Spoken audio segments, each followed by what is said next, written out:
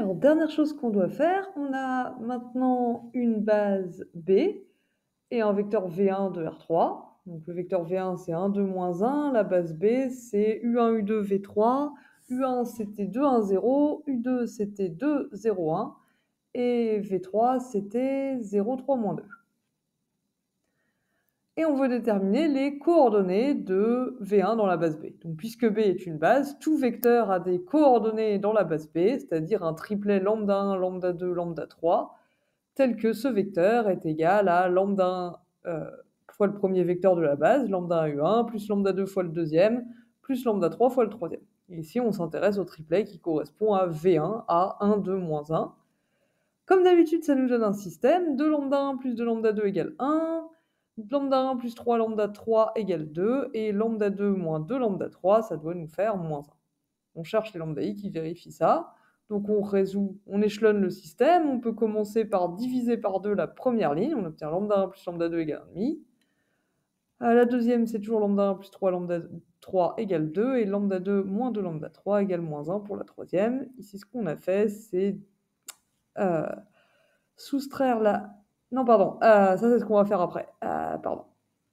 Donc on va soustraire L2, on va faire L2 moins L1, du coup je vous ai spoilé, pour éliminer les lambda 1 sur la deuxième ligne. Et donc ce qu'on a fait jusqu'ici, autant pour moi, c'est diviser, c'est soustraire L2 à L1, et on a divisé la première ligne par 2. Pardon, cafouillage. Donc lambda 1 plus lambda 2 égale 1,5. Si je soustrais la première ligne à la deuxième, j'ai moins lambda 2 plus 3 lambda 3 égale 2 moins 1,5, ça fait 3,5. Et lambda 2 moins 2 lambda 3 égale toujours moins 1. Et maintenant, pour finir d'échelonner le système, il faut que j'additionne, il faut que je me débarrasse du lambda 2 sur la dernière ligne, donc je vais lui ajouter la troisième. Et ça va me faire lambda 3 égale moins 1 plus 3,5, moins 1 plus 3,5, ça fait 1,5. Et pour faire ça, on a ajouté la deuxième ligne à la troisième. Et il n'y a plus qu'à remonter, donc on a trouvé lambda 3. La troisième coordonnée de V1 dans la base B, c'est 1,5. La deuxième, du coup, c'est 3,5 moins 3 fois 1,5, bah 0 du coup.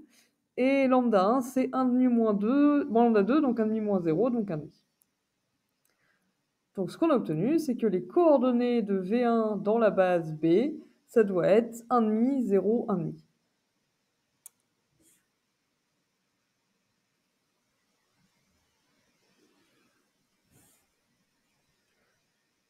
On peut vérifier. Est-ce que c'est vrai que V1, il est égal à 1 demi de U1 plus 0 fois U2 plus 1 demi de V3. Si on calcule 1 demi de U1 plus 0 fois V2 plus fois U2 plus 1 demi de V3, ça nous fait 1, 1 demi 0 plus 0, 3 demi moins 2.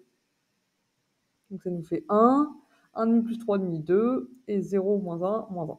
Donc c'est bon.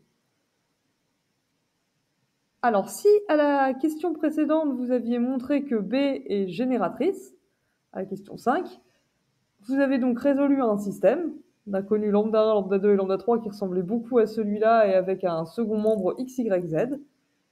Et vous avez obtenu en fait les coordonnées de n'importe quel vecteur. Vous avez obtenu que, quel que soit U dans R3, U égale x, y, z, les coordonnées de U dans la base B, c'est ce qu'on obtient si on résout le système qui nous dit que B est génératrice, c'était 3x sur 2 moins 2y moins 3z, 2y plus 3z moins x, et on avait trouvé y plus z moins x sur 2.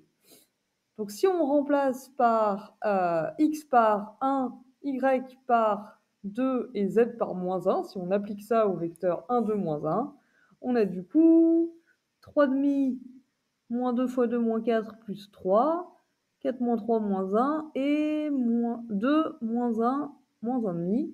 Qu'est-ce qu'on obtient au total? Du coup, 3,5 moins 1, 1,5, 0 et 1,5.